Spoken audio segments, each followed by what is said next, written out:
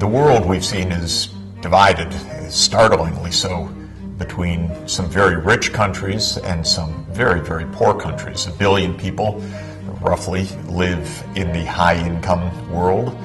Another billion roughly live in the poor countries, the low-income world. And then another 5 billion, 5/7 of humanity, are in between, in the middle-income countries. How did this vast difference unfold?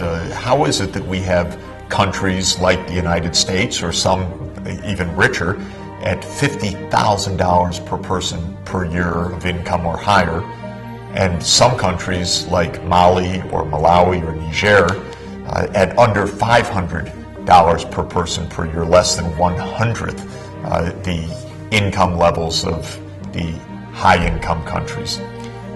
We certainly didn't start this way a couple of centuries ago.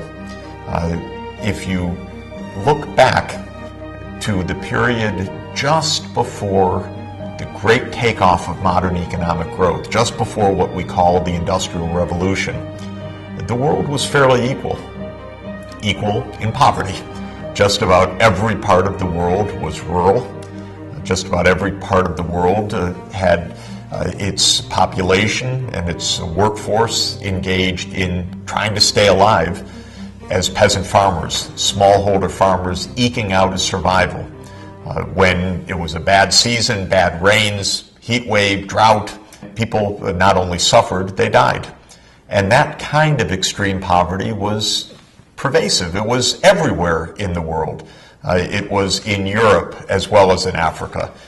The world was in a condition of not complete, but nearly complete equality, but equality of poverty.